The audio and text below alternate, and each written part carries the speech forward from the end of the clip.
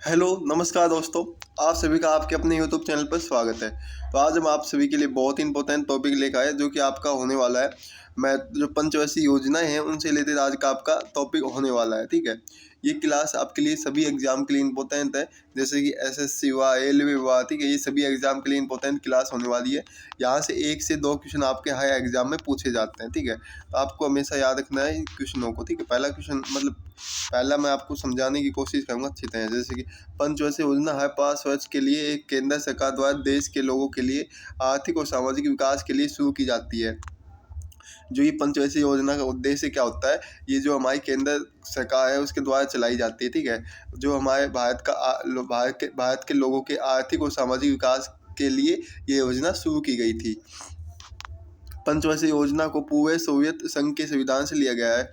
जो ये हमारी पंचवर्षीय योजना है इसको जो पूरे सोवियत संघ के जो संविधान है वहाँ से ये पंचवर्षीय योजनाओं का लिया गया। ठीक है, और 15 मार्च 1950 में योजना आयोग का गठन किया गया था। अगर आपसे पूछा जाए कि योजना आयोग का जो गठन है कब किया गया था, तो 15 मार्च 1950 में।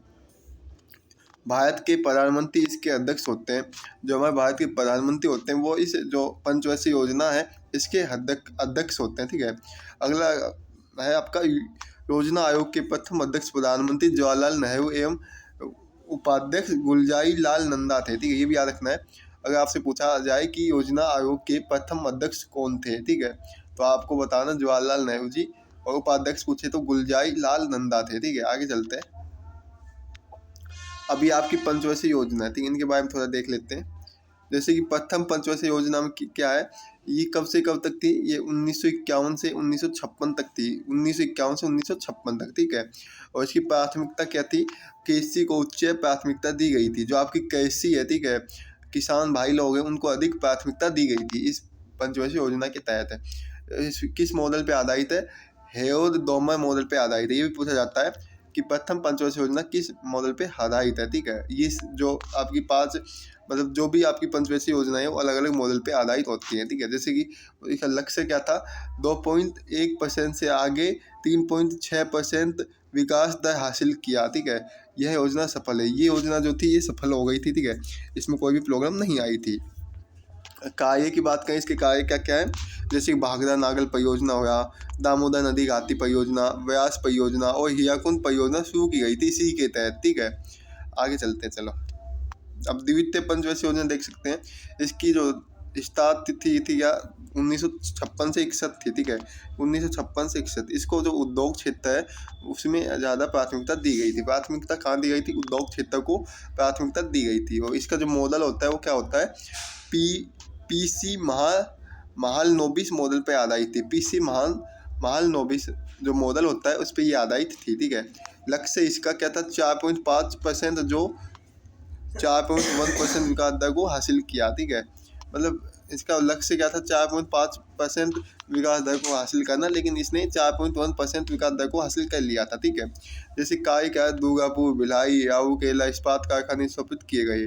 जो भी आपके कारखाने हैं, जो इस्पात के कारखाने वो इसी योजना के तहत बनाए गए थे, जैसे स्थापित किए गए थे। जैसे कि दुर्गापुर हुआ, भिलाई हुआ, राउरकेला हुआ। ठीक है, ये सभी के सभी। आगे चलते हैं।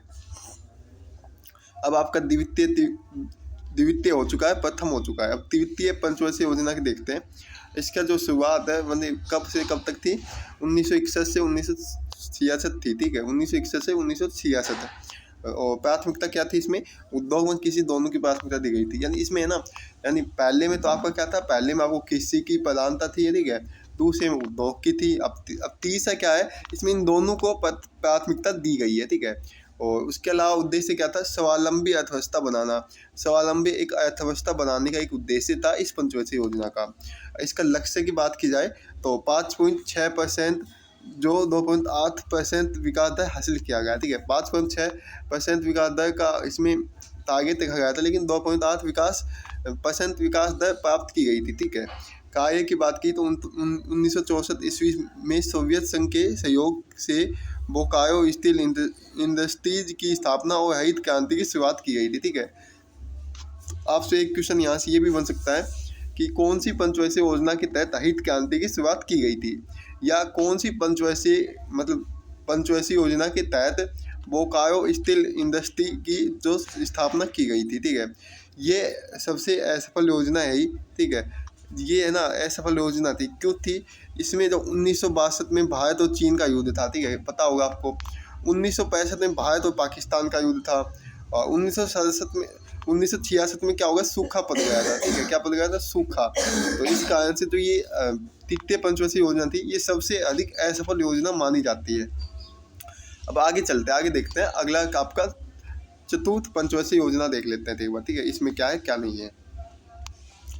देखो, इस पंचवर्षीय योजना का जो समय काल था वो क्या था? 1969 से 74 था, ठीक है। मॉडल क्या था? DR गाडगिल मॉडल पर आधारित थी ये, ठीक। उद्देश्य आत्मनिर्भरता की प्राप्ति करना था, और लक्ष्य इसका भी जैसे कि 5.7% था, लेकिन विकास मतलब 3.3% विकास दर को हासिल किया। यह योजना असफल है, लेकिन यह योजना भी असफल हो गई थी, ठीक है। ये भी बात याद रखनी है आपको। कार्य की बात करें, सफेद क्रांति की शुरुआत इसी के तहत हुई थी। इसरो की स्थापना इम्पोर्टेंट क्वेश्चन है, जो इसरो की स्थापना किस पंचवर्षीय योजना के तहत हुई थी, बताओ। तो ये क्वेश्चन इंपॉर्टेंट बनता है। और 14 बैंकों का राष्ट्रीयकरण किया गया था, मतलब एक क्वेश्चन ये बनेगा कि किस पंचवर्षीय योजना के तहत 14 बैंकों का राष्ट्रीयकरण किया गया था, तो आपको बताना चतुर्थ पंचवर्षीय योजना के तहत, ठीक है। मैं आपको सभी के सभी क्वेश्चन बता के चल रहा हूँ कि क्या संभावित क्वेश्चन बन सकते हैं।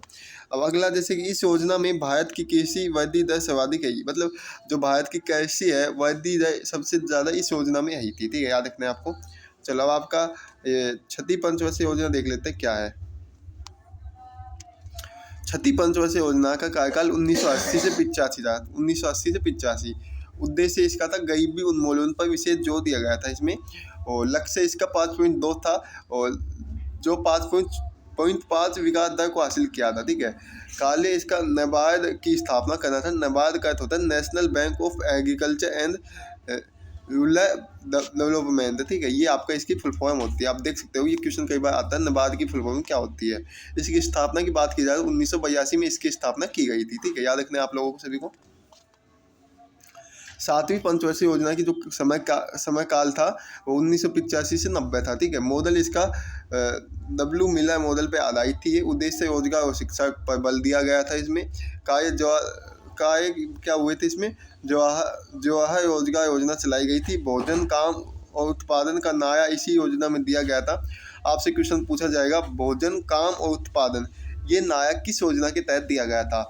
और इसके अलावा लक्कड़वाल समिति के द्वारा गरीबी की माप इसी योजना के द्वारा हुई थी, ठीक है, ये भी याद रखना है। चलो आगे चलते हैं। जो भी पंचवर्षीय योजना है वो सभी की सभी आज हम क्लियर करवाएंगे, ठीक है। आठवीं पंचवर्षीय योजना में क्या है? इसका समय काल था 1992 से 97, ठीक है। और उद्देश्य इसके थे मानव संसाधन का विकास पर बल दिया गया था। इसमें लक्ष्य इसका था 5.6% से ज़्यादा, लेकिन इसमें 6.8 वार्षिक वृद्धि दर प्राप्त की गई थी, ठीक है। काल इसका प्रधानमंत्री रोजगार योजना 1993 की शुरुआत इसी के तहत हुई थी। राष्ट्रीय महिला कोष की स्थापना भी इसी के तहत हुई थी, याद रखना आपको। क्लास थोड़ी सी फास्ट है, लेकिन आपको नॉर्मल क्वेश्चन में इतनी तेज मतलब ज़्यादा देर नहीं रुकना चाहता हूँ, आपको जल्दी जल्दी क्लियर करवाना चाहता हूँ, ठीक है। नवीं पंचवर्षीय योजना क्या है आपकी? इसका समय काल 1997 से 2002 था, ठीक है, सभी को पता होना चाहिए। जो इनका समय काल है ये तो सभी को पता होना चाहिए, इनका उद्देश्य पता होना चाहिए, ठीक है, इनका लक्ष्य पता होना चाहिए, जो भी मैं आपको बताया सभी पता होना चाहिए। आप या तो इसके जो PDF वो भी आप हमारे टेलीग्राम चैनल से ले सकते हो। इसकी PDF कहाँ पर मिलेगी? टेलीग्राम चैनल पर मिलेगी, ठीक है। या आप हमें पर्सनल भी मैसेज कर सकते हो, कॉन्टैक्ट नंबर आप नीचे डिस्क्रिप्शन में मिल जाएंगे। तो देखो, वर्ष बता दिया 1997-2002 में। उद्देश्य इसका न्यायपूर्ण वितरण एवं समानता के साथ विकास। लक्ष्य इसका था 6.5%, जो 5.4% वार्षिक वृद्धि दर प्राप्त की गई थी। यह योजना असफल रही थी, तो ये योजना थी हमारी असफल हो गई थी, याद रखना है। 10वीं पंचवर्षीय योजना है आपकी। इनसे क्वेश्चन थोड़े कम पूछे जाते हैं, इसलिए इसके बारे में हम ज़्यादा नहीं बताने वाले, ठीक है।